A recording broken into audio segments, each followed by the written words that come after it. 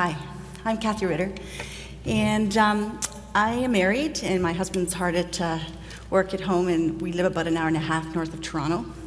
I've had 4 children, and the eldest is a girl. She's 27, and she's married and living her life she works in the nuclear medicine department.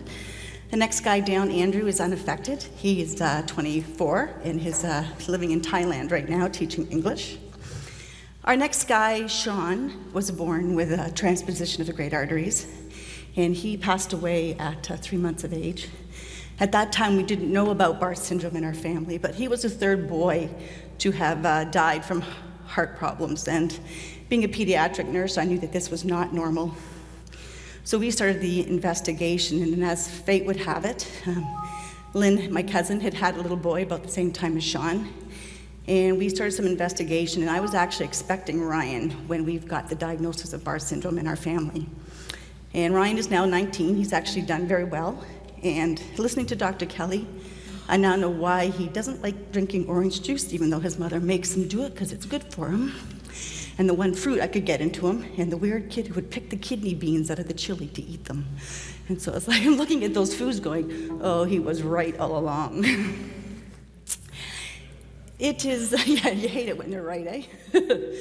Anyways, it is my honor to introduce Dr. Frederic Vaz. Dr. Vaz is a clinical chemist at the Academic Medical Center at the University of Amsterdam in the Netherlands. He finished his Master's of Science in Chemistry at the University of Utrecht in 1997. Under the supervision of Professor Ronald Wanders in the Laboratory of Genetic Metabolic Diseases, he obtained his PhD degree in 2002 at the University of Amsterdam. The main focus of his research has been Barth syndrome, funded by grants from the Barth Syndrome Foundation in 2002 and 2006, and the Princess Beatrix Foundation. He investigated the cardiolipin abnormalities in Barth syndrome using tandem mass spectrometry and studied the function of tafazin, the defective protein in this disorder. In 2004, he became a clinical chemist in training at the Department of Clinical Chemistry at the Academic Medical Center, but continued his research on Barth syndrome in collaboration with Willem Kulik on projects funded by grants from the Barth Syndrome Foundation and the Princess Beatrix Foundation. At this time, he is focusing on developing a new lipidomics platform to investigate lipid abnormalities in Barth syndrome and in other research areas. Dr. Vaz's topic is entitled, Sometimes the Small Things Make a Big Difference. We are honored to have Dr. Vaz speak with us today. Thank you for that introduction, Cathy, and thank you for inviting me to speak here, which is also an honor. I will talk about cardiolipin Barth syndrome, obviously, and yes? Okay. You all know how it started, so I will be brief with the introduction. And this is the pedigree that Peter Barth described in 1981 and 83, a large family which was the start for the identification of Barth syndrome. The symptoms you all know: the cardiomyopathy, neutropenia, ischemic myopathy, abnormal mitochondria, and Dr. Kelly was the one who found the telltale metabolic abnormalities and termed the syndrome Barth syndrome. Until in '96, Dr. Toniolo, who got the prize yesterday, identified the mutation to the tafazin gene, and a year later, Neuwald suggested the protein encoded by this gene might have something to do with remodeling or with phospholipid metabolism in general. So the late Peter Vaz, which also got a prize yesterday, looked at the phospholipids in Barth syndrome and found the deficiency of cardiolipin. So now we're in 2010. The function of the function of tafazin is only just being unraveled, and still there's no cure in sight. So the conclusion is that science is pretty slow, although the BSF has done a very good job of trying to move us forward more speedily, so to get to somewhere. What I will tell you today is something about mitochondria, function, morphology, and deficiency. Talk about membranes, what are membranes and phospholipids, and show you cardiolipin synthesis and remodeling so that you can better appreciate what the real defect is in Barth syndrome, and show you 2 examples which relate to cardiolipin and Barth syndrome and which are recent advances and application to this disorder, and which will be Barth syndrome diagnostics and the mouse model. Okay, mitochondria, you know, are subcellular organelles which have 2 membranes. So this is a cartoon which depicts the 2 membranes, which you could see as walls of a house. This was an outer wall and an inner wall, and this is the typical electron microscopy image you can get if you look at mitochondria. So the outer membrane is this very thin line here, and you get an inner membrane which has got all these invaginations which are called cristae. And the integrity of this inner mitochondrial membrane is crucial for mitochondrial function. So mitochondria, you know this, but are battery of the cell, and they burn, or they use oxygen to burn fat, sugar, and amino acids. Mitochondria are especially important tissues as muscle and heart, which heavily depend on mitochondrial energy, but also other tissues are dependent on their mitochondria. And Barth syndrome patients have abnormal mitochondria. So to show you some of the abnormalities, I first show you a normal heart, and I hope you can see this, but here you see streaks of muscle. So this is the heart, and this is what they call the sarcomere, and here you can see these nice stripes here, which are threads of fibers which go over each other like this and make the heart contract. And to move these fibers, which are actually kind of molecular motors which go like this, and move the heart in a microscopic way, you have energy. You need energy. And these are the mitochondria which are adjacent to this fibrous layer of motor fibers. And obviously, you have here very nice mitochondria, which very nice cristae to do that. Okay. This is the Barth syndrome situation. This is from the publication of Peter Barth from the 1981-83 paper. It's a little bit difficult to see, but if you look here, you see these patches here and here are a little bit of what's left of the muscle motor machinery, and in between are streaks of mitochondria. But you see there's considerable disarray. These are nuclei of the cells. And if you zoom into the mitochondria, you can see that they do not appear normal. They are not these very nice, they've got these very nice cristae. And if you zoom into these mitochondria, you can see they have cristae. So this is the inner membrane of the mitochondria, but they have irregular shapes, and well, I don't know if you can appreciate it, but they form also concentric circles of membranes, which do not appear in normal cells. So in Barth syndrome, something is wrong with the mitochondrial membrane. And membranes are lipid bilayers which constitute of phospholipids, cholesterol, and proteins. And this is what a model lipid membrane looks like. And it's kind of a sea of phospholipids and cholesterol in which proteins are present, which may provide transport of molecules or other things. And the phospholipid part of the membrane is very unique. It has a lipid is divided in 2 parts. It is a hydrophilic part, which loves water, and it's had a hydrophobic part, which is afraid of water. These parts which are afraid of water, they are attracted to each other. In this way, you form a lipid, a bilayer on which on the water sides of the membrane you have the water-loving molecule part, and then the inside the water-fearing part. So that way you make the wall of the membrane. Of the membrane is the wall. So looking a little bit closer at the phospholipids, the basic phospholipid structure is a hydrophilic head group, and the hydrophobic part is constituted of fatty acids, linoleic acid, stearic acid, oleic acid. And you have different kinds of phospholipids. You have, for instance, phosphatidylglycerol, phosphatidylcholine, phosphatidylethanolamine, which differ in their head group, which have similar fatty acid side chains.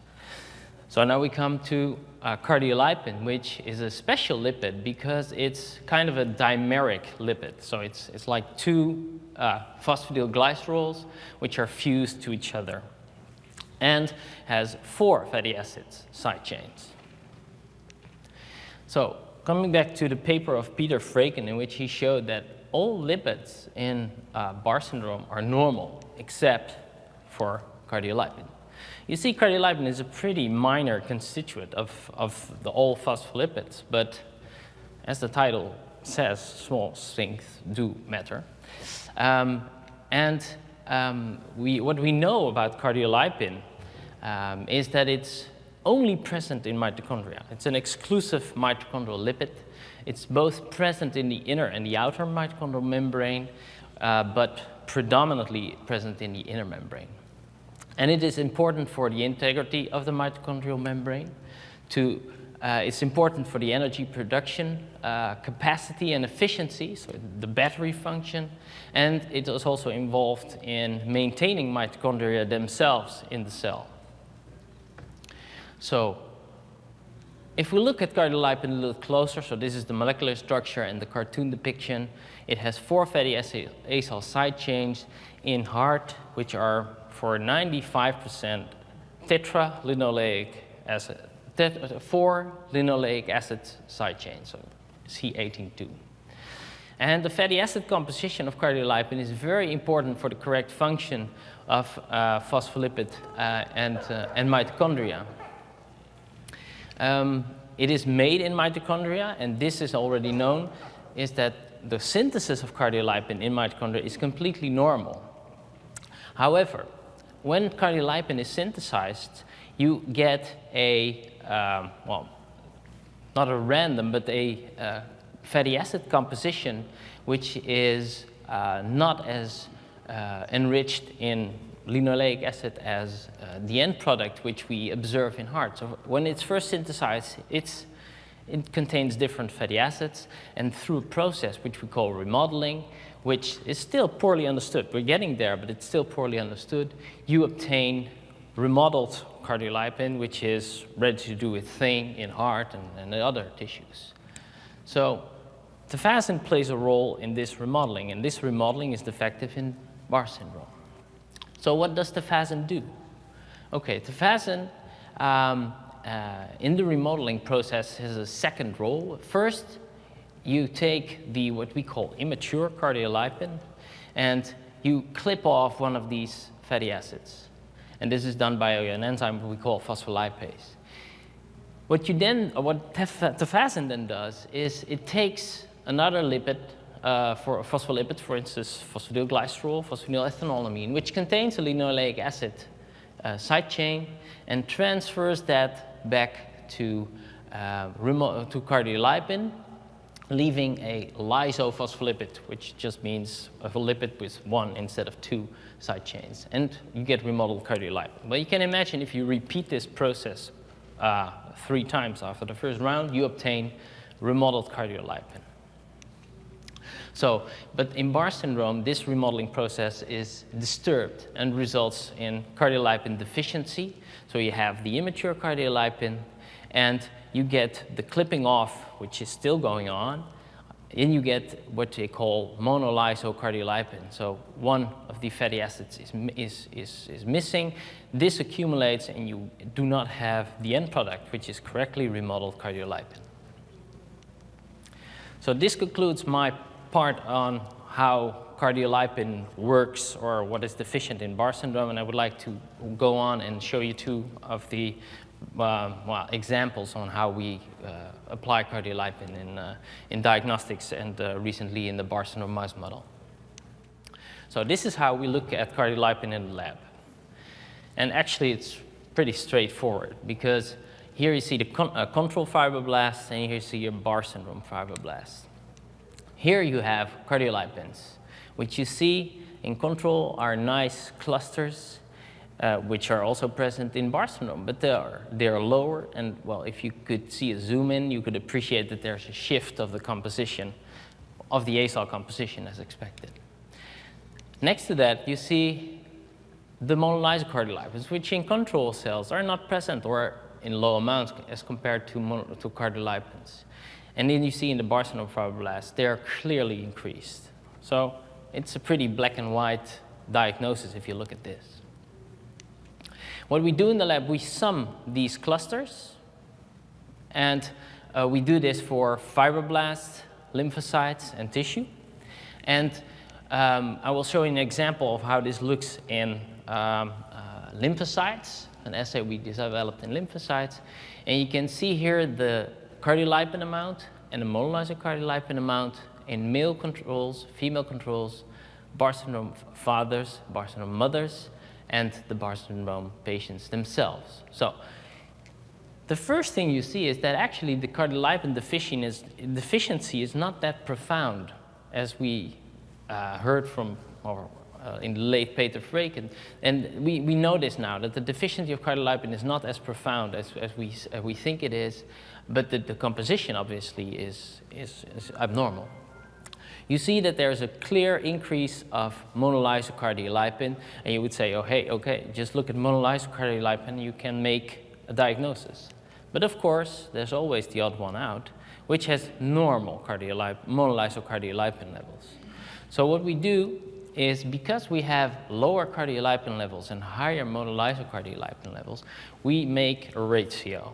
We divide the amount of monolysocardiolipin by the amount of cardiolipin. So you have a high amount of monolysocardiolipin in Barth syndrome, but you have a lower amount of cardiolipin, and this gives you a high number.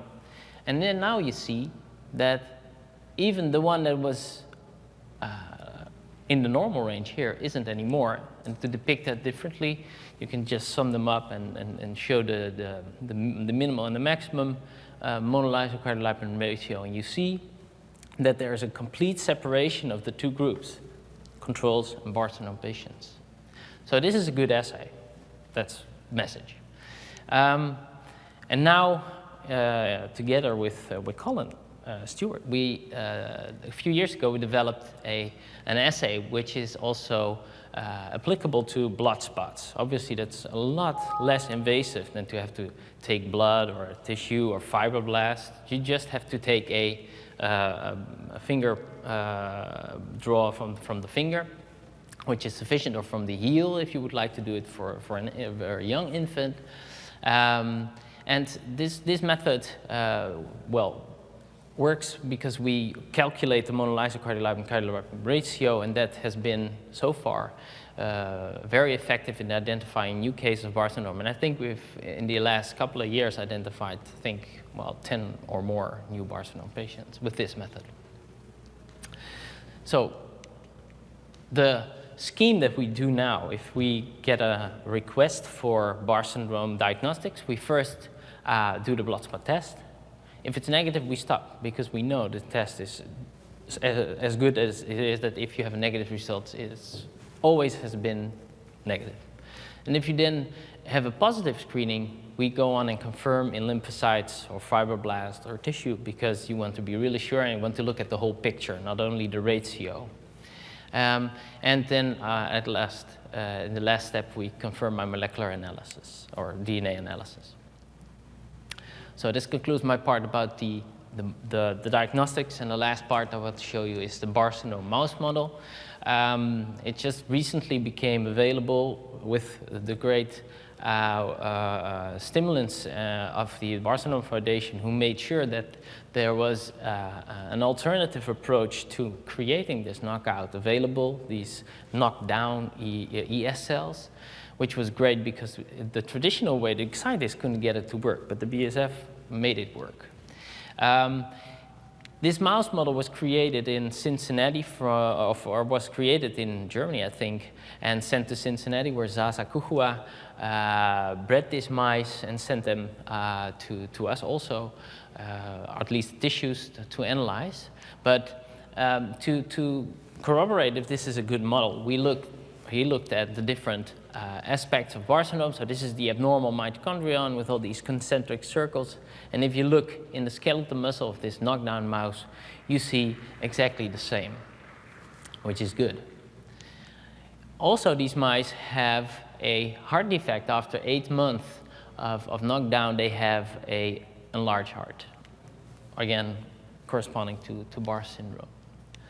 And finally, which Zaza sent us heart and other tissues to analyze, is the cardiolipin. And here you see, this is cardiolipin, the most abundant tetralinoleal cardiolipin here, which is decreased in the Barth syndrome or knockdown heart. And here you have monolysyl cardiolipins, which are clearly increased also in the mouse model. So, concluding, we have a good model now, and we're now at the verge of getting to do the experiments we always wanted to do with the model we have been, well, wanting for a long time.